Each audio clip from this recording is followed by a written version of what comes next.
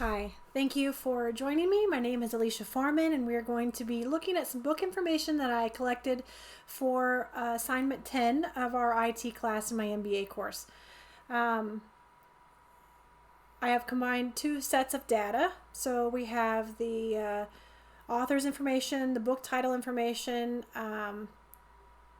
and put them in one Excel file, and then had all the different datas in Tableau. And so here are the results after combining all the sources and making correlation between different sheets within the Excel worksheet. Okay, so let's get started. We have a few questions that we are prompted to answer. I made a couple extra bonus charts as well, so let's see how that looks. To begin, one of the questions was, what books are the most popular? The least popular, and is this based on sales, reviews, checkouts, or other matrix? So I used checkouts. I figured if it was a popular book, then more people would get it from the library. At the bottom here, we have the authors. At the top, we have the name of the stories or books or whatever it may be. And then on the side are the number of checkouts. So what books are the most popular? Well, this author, Thompson, is the most popular, and the least popular would be this guy. I would assume that he's German. Maybe not. We could see that in a little bit here. So I believe that answers those questions, and it's based on the checkouts. Next. All right. Is there a correlation between the popular books and the awards? I would say yes and no.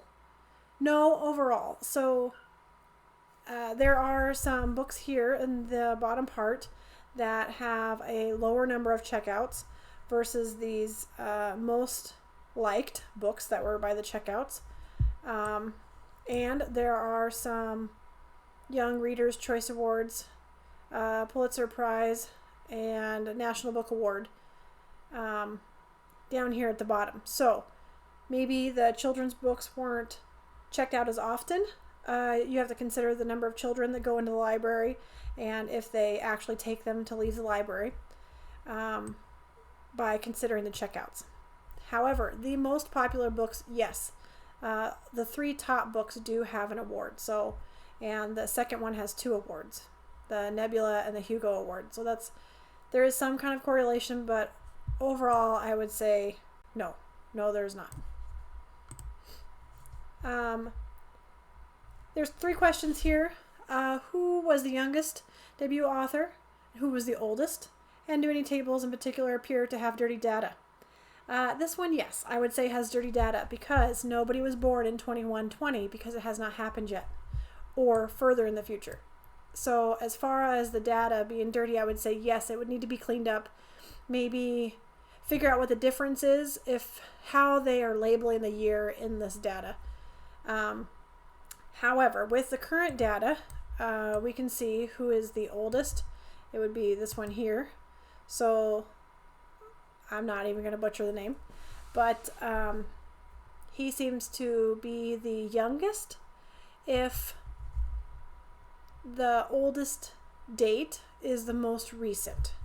So again, I think the data is dirty, but this would be, say, 2020, and anything before that would be less than. So 20, I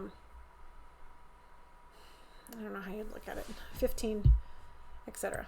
So the oldest author, just by birth, would be this guy here.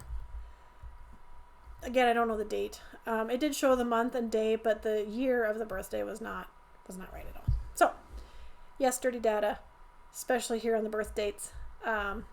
This guy is the oldest, if we look at it that way, and this guy is the youngest. Let's move on. This is a bonus map. This is one of those charts that I was saying would be extra. It does not answer any questions, but I really like the geo maps. Here it shows the different authors that are in the different regions. So we have 2 authors from Canada. And I'll just zoom in. There were 7 authors from New Zealand, which I thought was quite a few from New Zealand. One from Singapore, China, specifically Hong Kong, Brazil, United Kingdom. Let's see. There's China again on the other side. South Africa, there's 1 from, 2 from Germany, United Kingdom, and Norway. So they are from all over. I really liked that they were not from one area, and different ones received prizes from the awards. They have different kinds of writing, different number of pages, different genres, so I really liked getting to know all of that about this set of data. Let's move on.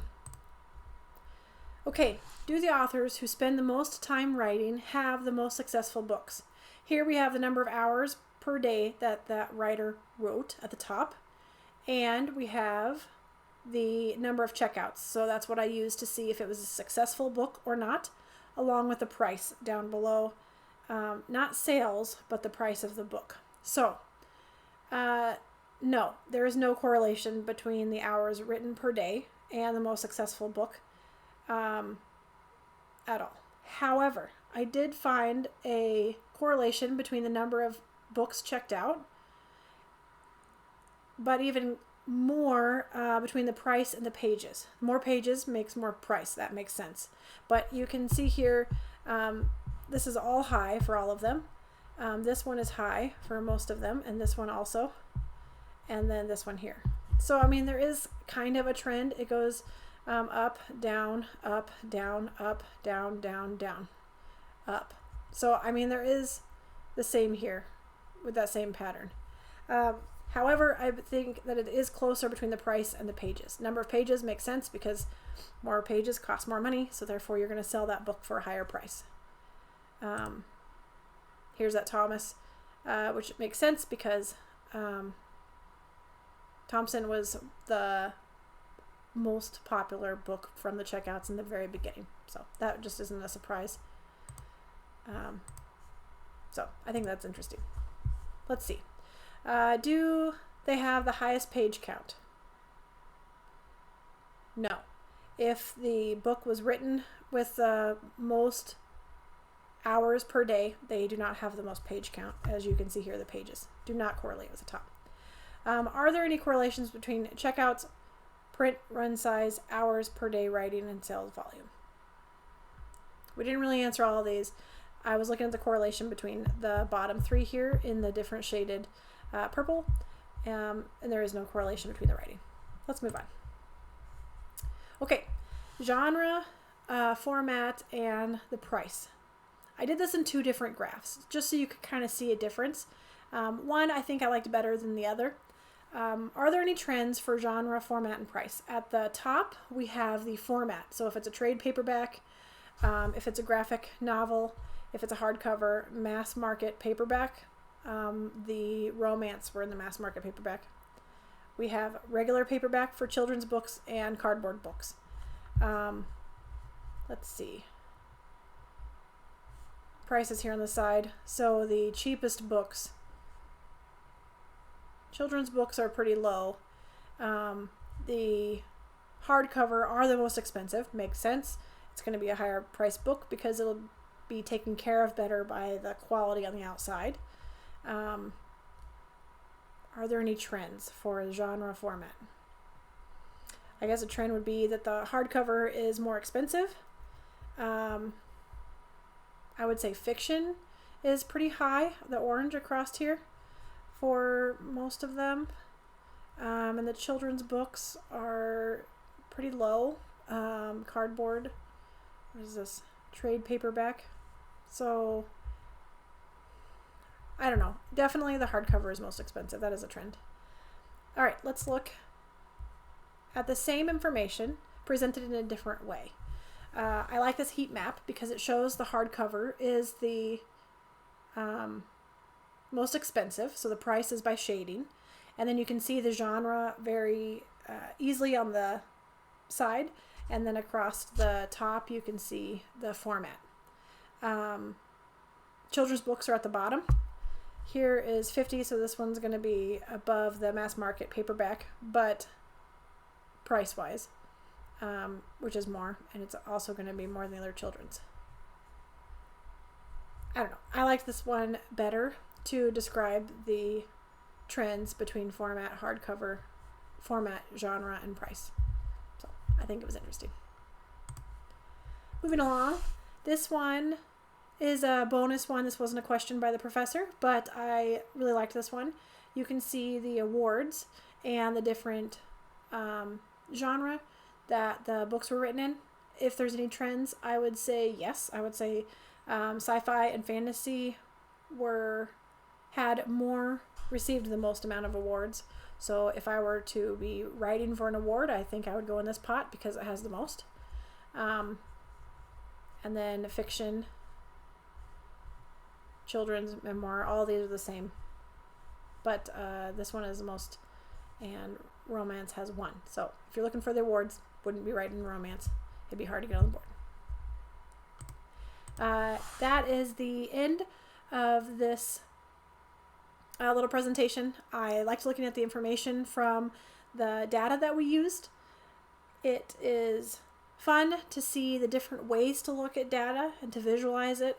And I encourage you to go to your local library for free and check out a book, because there's so many options. You can find some for awards or not awards, or you can look for authors that were from your area where you were born. I mean, I think that the stories are wonderful, and I think that getting them for free and using those public resources is a great idea. So thank you. Have a good day.